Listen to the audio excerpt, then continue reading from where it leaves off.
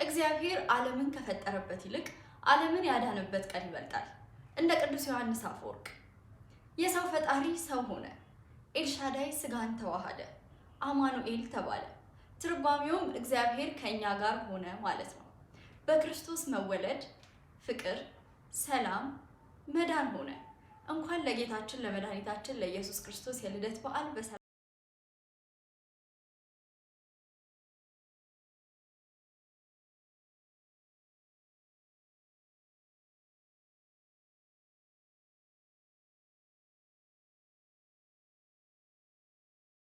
ዛሬ በእመኩሉ ቻናል የተለያዩ የበዓል ፕሮግራሞችን ይዘንላችሁ መጥተናል።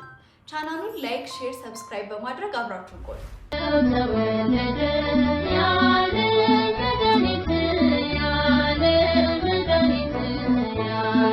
የመርሃ ግብሩ መጀመሪያ ይሆነን ዘንድ የመጀመሪያው መርሃ ግብራችን የሚሆነው ገናና ተፈጥሮ በሚል ርዕስ የፊደል ቀመራት ተመራማሪ የሆኑት መምህር መስፍን ሰለሞን የመጀመሪያው መርሃ ግብር ያቀርቡልናል። አብራችሁን ቆዩ።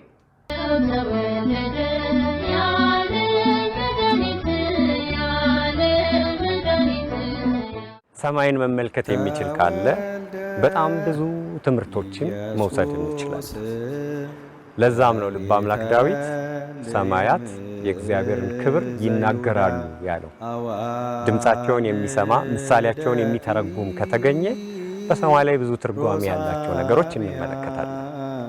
ወደ ልደት ስንመጣ እኔ ዛሬ በጣም የተደመምኩባት አንድ ኮከብ አለች። በሳይንስ ስሟ ያው ህብረ ከዋክብቱ ቪርጎ ተብሎ ይጠራል። ቀደምት ኢትዮጵያውያን መተርጉማን ደግሞ ሰንቡላ ይሏታል። እቺ ሰንቡላ ኮከብ ታህሳስ ላይ ከፀሐይ ቀድማ የምትወጣ በጣም ደመቅ ያለች ኮከብ ነች። ስለዚህ ኮከብ እንግዲህ ብዙ ምርምር ተደርጓል። በሳይንስም በሃይማኖት ገጽም ብዙ ምርምር ተደርጓል እና ግሪኮች ፓርቴኖስ ይሏታል። እቺን ኮከብ ተመራምረውባታል፣ ብዙ ትርጓሜ ሰጥተዋታል፣ ስሟንም አውጥተውላታል። ዕብራይስጦች ደግሞ ቤቱላ ይሏታል። እንደዚሁ የዕብራይስጥ ቀደምት ተመራማሪዎችም ስለዚህ ኮከብ ተመራምረዋል፣ ብዙ ነገርም ብለዋል። አረቦች ደግሞ አዳራ ይሏታል። የሶስቱንም ትርጉም ጠቅልለን ስንመለከተው ቀጥተኛ ትርጉሙን ወስደን ጠቅልለን ስንመለከተው ንጽሕት ድንግል ማለት ነው። በእንተ ልደቱ ለክርስቶስ እምቅድስት ድንግል ኮከቧን ንጽሕት ድንግል ያሉት ለምንድን ነው? ይሄንን ብዙ ትንታኔ የተሰጠበት ነው። ሰንቡላ ብለው የኛ ቀደምት ኢትዮጵያን አባቶች ደግሞ ስለዚህ ኮከብ ሲያወጡ ባህሪዋንና ጠባይዋን በመረዳት መልኳን በመረዳት ነው እንደዛ ብለው ያወጡት። እሱም ምንድነው? እቺ ኮከብ መልኳ ድምቅ ብላ ስትታይ በውስጧ የስንዴ ዘለላ ያላት ትመስላለች። ሁለተኛ ፀሐይን ቀድማ ስለምትወጣ ፀሐይ መንገዷን ይዛ በፀሐይ መንገድ ይገናኙና ከኮከቧ ውስጥ ፀሐይ የወጣች ትመስላለች። በመንገዷ ስታልፍ ከዚች ኮከብ ውስጥ ፀሐይ ወጥታ ያለፈች ትመስላለች። ይህንን የተረዱት የቀደሙ አባቶቻችን እቺን ኮከብ በድንግል ማርያም ሰየሟት።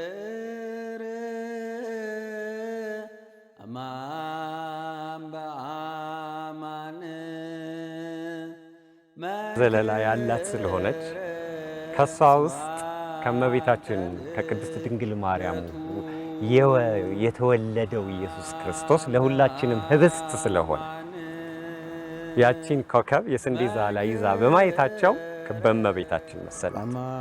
አንድም የኮከቧ ትርጓሜ ድንግል ስለሆነ ንጽህናዋ እመቤታችን ያበራች በሐሳብም በስጋም ድንግል የነበረች ስለነበረች ይቺ ኮከብም ደማቅ ብርሃን የነበራት ያበራች ስለነበረች በሷ መስለዋታል።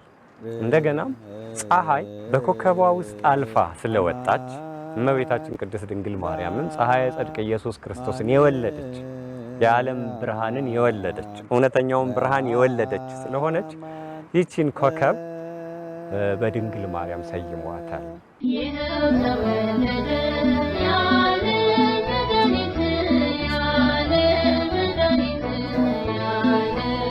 ሁለተኛ ደግሞ በማቴዎስ ወንጌል ምዕራፍ 2 ላይ ሰብአ ሰገልን ኮከብ እየመራ ክርስቶስ ወደ ተወለደበት የከብቶች በረት ውስጥ እንደወሰዳቸው መጽሐፍ ቅዱስ ይነግረናል።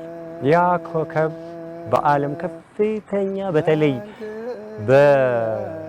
የከዋክብት ምርምር ላይ ባሉ ጠበብት ዘንድ ከፍተኛ ምርምር የተደረገበት ኮከብ ነው። ምንድነው ያ ኮከብ? ምን አይነት ኮከብ ነው?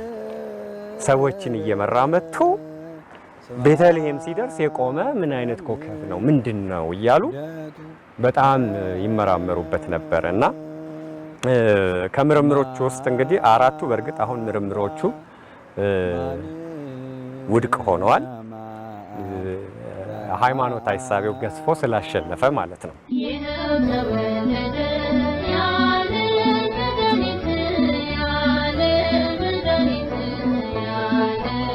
እነዚህ ጥናቶች ግን በተለያየ ጊዜ በተደረገ ሌላ የጥናቱ ማክሸፊያ ጥናት ውድቅ ሆነዋል። ለምንድነው? ከከዋክብት ባህሪና ተፈጥሮ አኳያ ያ ኮከብ የኮከቦችን ባህሪና ተፈጥሮ የያዘ አልነበረም። ለምሳሌ መስመሩን ለቆ የመጣ ነው። ከዋክብት በሚሄዱበት መስመር የመጣ አይደለም፣ ገልብጦ የመጣ ነው። በዚህ ምክንያት ከከዋክብት ባህሪና ተፈጥሮ የተለወጠ ነው። እንደገና ያ ኮከብ ፀሐይ ብርሃኗ አላሸነፈው፣ እንዲያውም በጣም ደምቆ በቀን ይታይ ነበር። ይሄ ደግሞ የከዋክብት ተፈጥሮ አይደለም፣ የፀሐይ ብርሃን ያሸንፋቸዋል። ይሄ ግን የፀሐይ ብርሃንን ያሸነፈ ኮከብ ነበረ። ስለዚህ እነዚህ ከላይ የቀረቡት ጥናቶች ልክ አይደሉም። እንደገና መጥቶ ሰብአ ሰገል እነሱን በደማቅ ሁኔታ ያዩታል፣ ሌላ ሰው ግን አያየውም ነበር። ለሌሎች የሚሰወር ለሰብአ ሰገል የሚገለጥ ኮከብ ሊኖር አይችልም በባህር ያየ። ስለዚህ ከላይ ሳይንሱ ያጠናው ጥናት ከኮከብ ባህሪና ተፈጥሮ ሲታይ ውድቅ ሆኗል።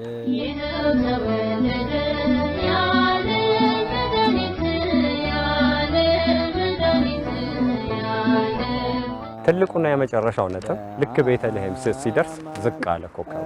ከዛ እጅግ ደማቅ ብርሃን በዛ መድኃኒታችን ኢየሱስ ክርስቶስ በተገኘበት በረት ውስጥ ለቀቀ።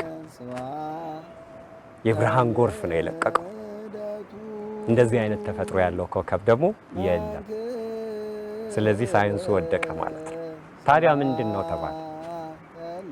ምንድነው ሲባል ቀደምት ኢትዮጵያኖች እንዳሉት ይሄ ዓለም አቀፍ ጥናት ሁሉ የተቀበለው ለዚህ ጊዜ ብቻ የወጣ የክርስቶስ ልደትን ሊመሰክርና ሊሰግድ የመጣ ራሱን የቻለ ተአምራዊ ኮከብ ነው። ያ ኮከብ ከዛ ጊዜ በኋላ ታይቶ አያውቅም። ሰብአ ሰገልን መራ፣ ክርስቶስን በብርሃን አሞቀ፣ ሰገደ፣ ጠፋ።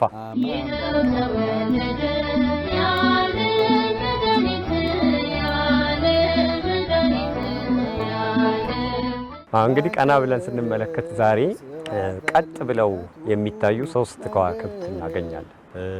ያው የኦሪዮን ቀበቶ ውስጥ የምናገኛቸው ማለት ነው። እና እነሱን እንግዲህ ደግሞ አሁንም የቀደሙ አባቶቻችን እነሱን መስመራቸውን ሰርተው ሲመለከቷቸው እነዚህ የሰብአ ሰገል ምሳሌ ከነሱ 8 እጥፍ ራቅ ብላ በጣም በደማቅ ሁኔታ ማንም ሰው መመልከት ይችላል። በደማቅ ሁኔታ የበረራቸው ደግሞ የሰብአ ሰገልን ሲመራ የነበረው ያ ደማቅ ኮከብ ወይም ስታር ኦፍ ቤተልሔም የሚባለው ምሳሌ ነው። በጣም የደነቀኝ ግን ዓለም ሰብአ ሰገልን የመራውን ኮከብ ለማወቅ እንደዛ ሰፊ ጥናት በሚያካሂድበት ከዚህ ዘመን በፊት የቀደሙት የኛ አባቶቻችን መተርጉማን ምን ብለው ተርጉመውታል? ያንን ኮከብ ሰው መሳይ እንደ መስቀል የተዘረጋ ከኮከብ ተፈጥሮ የተለየ አምላኩን ለማወደስ የመጣ ብለው አስቀምጠውታል በቀደመ ዶክሜንቶች።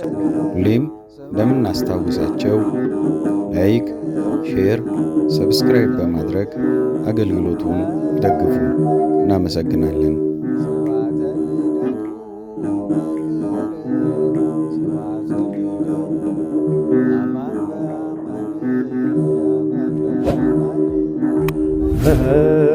ድንግልና